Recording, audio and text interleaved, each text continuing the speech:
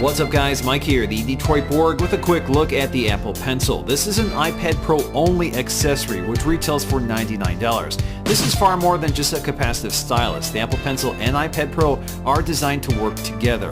The iPad Pro incorporates a new precision touchscreen while the Apple Pencil uses pressure and angle sensors. This gives apps a lot of data to work with to recreate virtual pencils, pens, markers, paintbrushes, erasers, and far more.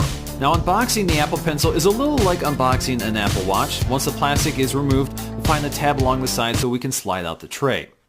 First thing we'll see is a packet containing some of the included accessories and literature. First up we have a lightning adapter which allows us to recharge the Apple Pencil with a standard lightning cable, but more on this later. We also have a replacement pencil nib, so if the one installed wears out with heavy use, you have a replacement. Also included is a quick start guide outlining the basics of using and charging the Apple Pencil. We also get some regulatory and warranty papers with it. And lastly, we have our plastic wrapped Apple Pencil cradled in the box with a tab to free it. Pulling on this tab, we can remove the plastic and take a close look at the pencil. Like many Apple products, the pencil is made out of glossy, hard white plastic. It's roughly the same size as a conventional pencil and feels nicely weighted.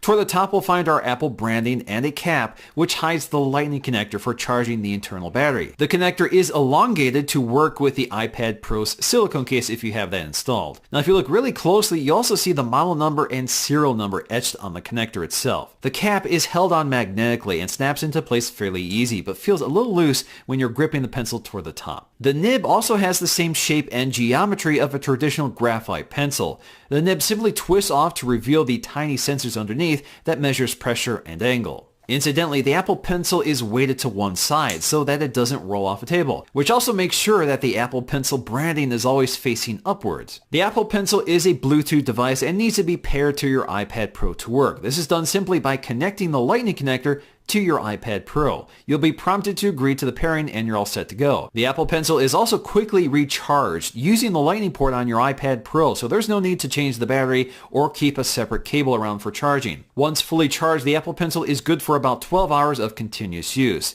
Now once completely depleted, a 15-second quick charge through the iPad will get you 30 minutes of use. Alternatively, you can use the included adapter to use a conventional Lightning cable or even an iPhone dock. You can also monitor the battery life through the battery widget in the notification panel of the iPad by swiping down. The Apple Pencil can be used to interact with most aspects of the interface, but certain gestures like swiping from the edges to bring up the notification panel, control center, or windowing doesn't work with the pencil. The pencil is mostly here for tasks that require more precise control and input, such as sketching or painting. An app already designed to work with the Apple Pencil is the included Notes app. You can handwrite notes or draw on the screen with a limited selection of digital tools. The iPad Pro and Apple Pencil combo includes excellent palm rejection, so you can rest your palm directly on the display without interference. Now when it comes to handwriting on the glass panel, it is a little strange here, but the Apple Pencil actually does this pretty well, thanks to the friction provided by the nib, which recreates some of the friction of writing or drawing on paper. What you won't find, unfortunately, on the iPad Pro is a handwriting keyboard, so handwriting on the iPad Pro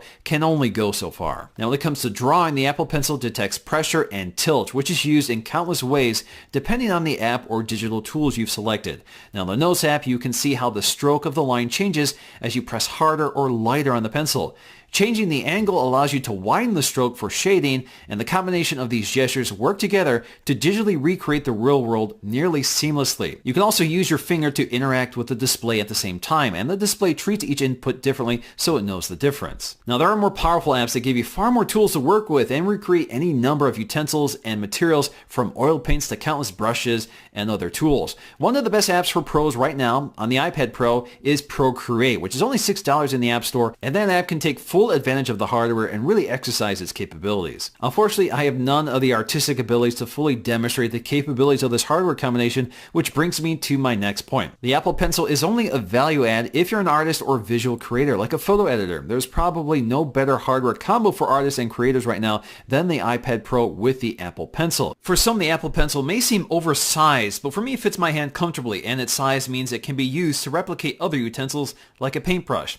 My only real concern right now with the Apple Pencil is that it seems to be causing fairly significant scratching on the glass. This is likely due to dust or grit being trapped between the tip of the pencil and the glass, and sometimes you can actually hear the grit grinding against the glass, which is not a good sound. So my only precaution is to make sure you keep your screen and pencil tip clean as possible during use. Alright guys, so that's going to do for me in this quick video. Hope you enjoyed it. If you did, please give it a thumbs up to let me know, and I'll see you again in the next video.